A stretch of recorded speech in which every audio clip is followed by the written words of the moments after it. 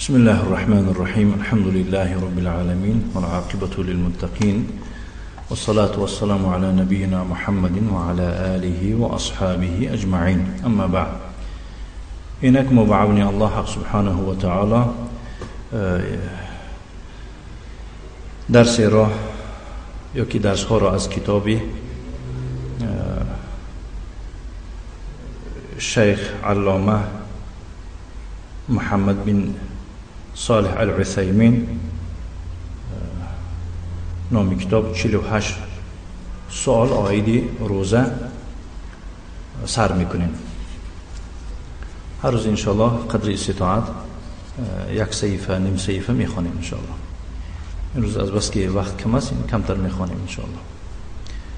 بسم الله الرحمن الرحیم. این نام کتاب 48 سؤالا في الصيام، 48 سوال آیدی روزه. موضوع درس امروزی ما شیخ میفرماید ماذا يجب ان نفعله في رمضان، یعنی با ما چی واجب است که وی را انجام دهیم در ماه رمضان. در ماه رمضان کدام چیز است که وی واجب است ما باید که چیکار کنیم؟ همان را انجام دهیم. شیخ میفرماید شهر رمضان عظیم مبارک، ماه رمضان ماه بزرگ و با برکت است. انزل الله فيه القرآن هدى للناس وبينات من الهدى والفرقان. الله سبحانه و تعالی در این ماه قرآن را همچون راهنما برای مردم نازل کرد و همچون حجتی یعنی حجتی روشن نازل کرده است.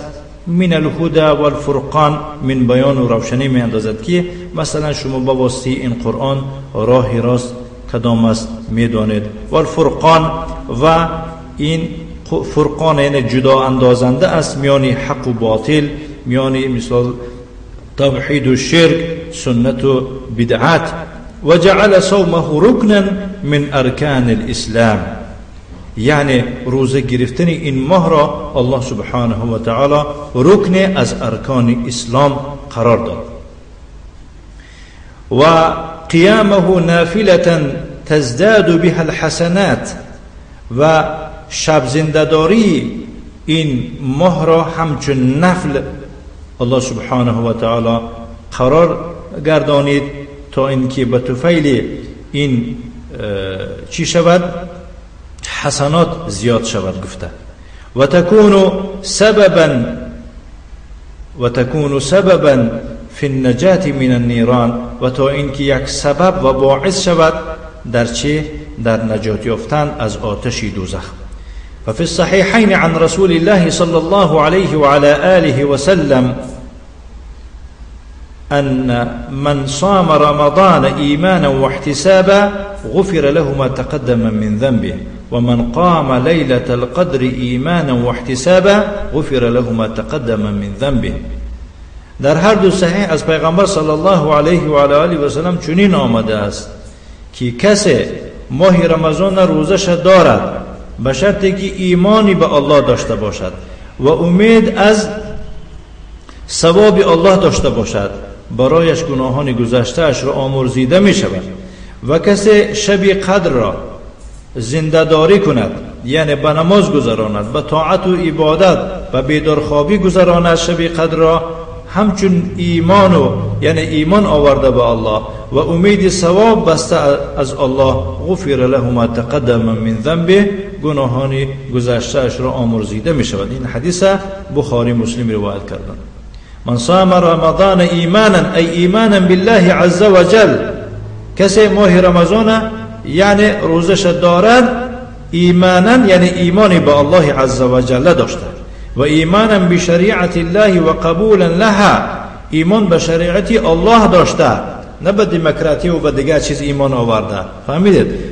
و قبولا لها، و این شریعت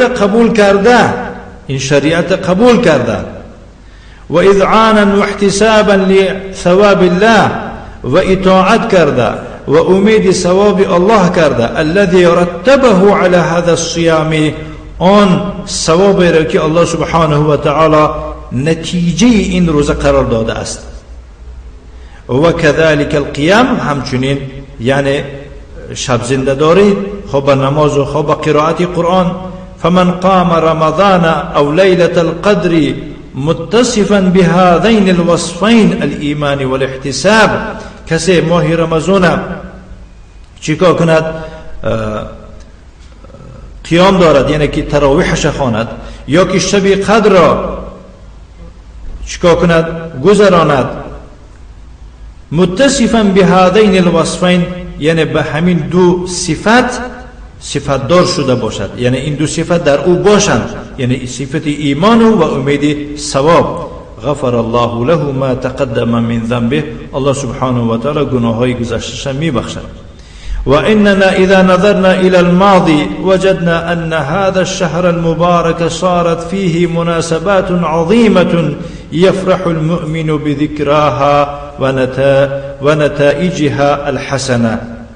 اگر میگوید شیخ ما نظر اندازیم به گذشته، ما میبینیم که این ماه مبارک مناسبت های خیلی هم تاریخ ها و مناسبت و حادثه های خیلی هم بزرگ دارد. یعنی ماه رمضان یک ماه هست که در این ماه چندین حادثه های بزرگ روی داده شده است. اگر کسی نظر به گذشته کند که مؤمن با یادآوری کردن این حادثه ها شاد و فرحمند می شود و همچنین به نتیجه های خوبی این یعنی که حادثه ها مؤمن فرحمند و خرسند می شود.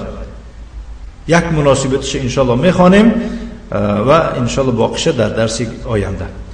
المناسبة الاولى، یکم مناسبت یکم حادثه، ان الله تعالى انزل فيه القرآن، الله سبحانه و تعالی در این ماه قرآن نازل کرده است. ای ابتدأ انزاله في هذا الشهر وجعله مباركا، یعنی سرآغاز نزول قرآن در همین ماه الله سبحانه و تعالی سر کرد. آغاز نزول قرآن در همین ماه چیکار کرد؟ الله سبحانه و تعالی سر کرد. وجعله مباركا، به طفیل نزول قرآن این ماه الله سبحانه و تعالی ماه مبارک قرار داد.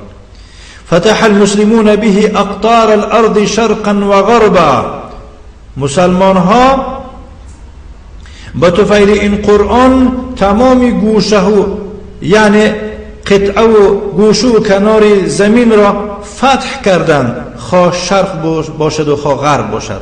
واعتز المسلمون به، مسلمان ها به طفیل قرآن عزیز و سربلند و نیرومند شدند. و ظهرت رایت الاسلام على كل مکان، که در نتیجه بیرق اسلام در همه جا چه نمایان بود، نه مثل امروزه که تحقیر یهود و نصرانی ها شده ایستادند و بین مسلمان ها زد و خورد به هر فرقه و به هر یک یعنی که جماعه ها تقسیم شدند. لا حول ولا قوة الا بالله. ولا يخفى علينا جميعا أن الخليفة الراشد عمر بن الخطاب رضي الله عنه أتى إليه أتي إليه بتاج كسرى من المدائن إلى المدينة محمولا على جملين.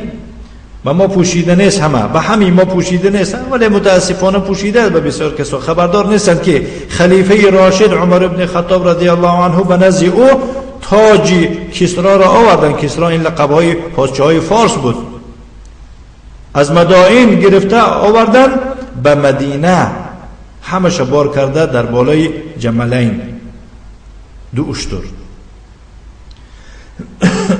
كما ذكر ذلك في التاريخ، چخیلی که اینا در تاریخ ذکر کردن. برای خاطر این است که اون شیعه ها، این بدبختای شیعه، همون گذشتگان دلشون برای اون پول و پیسه مال و دنیای پیشینشون سوخته، چیکار میکنن؟